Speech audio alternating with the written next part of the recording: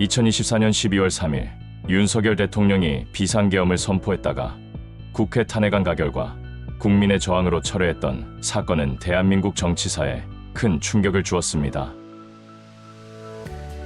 만일 윤석열 정부가 계엄에 성공했다면이라는 질문은 현실에서 일어나지 않은 가상의 시나리오이므로 여러 가능성을 바탕으로 분석해 볼 수 있습니다. 역사적 사례와 정치학적 이론을 토대로 그 이후 우리나라의 미래가 어떻게 전개될 수 있을지 예측해 보겠습니다. 첫째, 성공적인 계엄 선포 직후의 상황. 계엄이 성공적으로 선포되었다는 것은 군부가 주요 언론사와 방송국, 통신망, 그리고 서울을 비롯한 주요 도시의 거점을 장악하고 계엄군의 실효적인 통제가 이루어졌다는 것을 의미합니다. 정치적 상황에서는 국회는 해산되거나 기능이 정지됩니다. 국회의원들의 활동은 제한되고 야당 지도자들은 체포되거나 연금됩니다. 헌법재판소, 대법원 등 사법부의 기능이 마비되거나 계엄사령부의 통제하에 놓이게 됩니다. 정당 활동은 금지되고 모든 정치적 집회와 시위는 엄격하게 통제됩니다. 사회적 상황에서는 언론의 자유가 완전히 박탈됩니다. 계엄사령부가 발표하는 내용 외에는 모든 보도가 통제됩니다. 국민의 기본권, 특히 집회와 결사의 자유가 사라집니다. 통행금지가 실시되고 검문 검색이 일상화됩니다. 초기에는 극심한 혼란과 함께 반발하는 국민들에 대한 강경 진압이 발생할 수 있습니다. 둘째, 계엄 성공 이후 우리나라의 미래 시나리오는 이렇습니다. 성공적으로 계엄이 선포된 이후의 미래는 크게 두 가지 시나리오로 나눌 수 있습니다. 역사적으로 쿠데타나 비상계엄이 성공한 경우 대부분 권위주의적 독재 체제로 귀결되었습니다.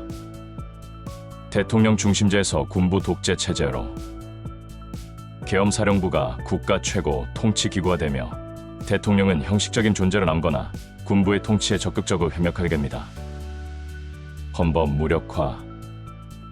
기존의 민주헌법은 사실상 무력화되고 계엄사령부가 발표하는 특별법이나 명령이 헌법 위에 서게 됩니다. 장기 집권 시도. 군부와 정권은 안정적인 통치를 명분으로 장기 집권을 시도하게 됩니다. 이를 위해 새로운 헌법을 제정하거나 기존 헌법을 자신들에게 유리하게 개정할 것입니다. 대외 신인도 추락. 민주주의가 후퇴한 국가는 국제사회에서 고립되고 대외 신인도가 급격히 하락하여 외국인 투자가 위축됩니다. 정경유착 심화. 정부의 비호 아래 특정 기업들이 특혜를 받고 성장하는 정경유착이 심화될 수 있습니다. 경제위기. 국제적인 제재와 자본 유출로 인해 금융시장이 불안해지고 국가 경제가 큰 위기를 맞을 수 있습니다.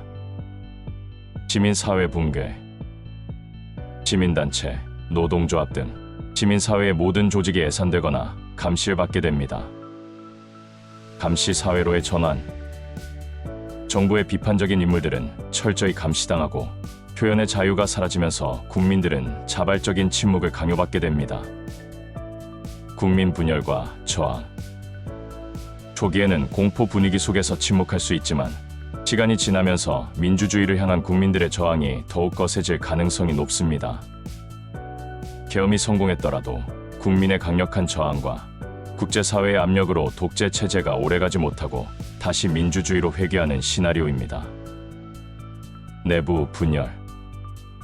계엄을 주도한 세력 내부에서 권력 투쟁이 발생하거나 계엄의 정당성에 대한 내부적 갈등이 심화될 수 있습니다. 지속적인 국민 저항. 계엄군의 폭력적인 진압에도 불구하고 촛불 시위와 같은 국민들의 비폭력 저항이 전국적으로 확산되어 정권의 통치력을 약화시킬 수 있습니다. 국제사회의 제재. 미국, 유럽연합 등 민주주의 국가들이 한국에 대한 외교적, 경제적 제재를 가하여 계엄 정권을 압박합니다. 외교적 고립. G7, UN 등 국제기구에서 한국의 민주주의 유태를 비판하고 정상적인 외교 관계가 단절됩니다.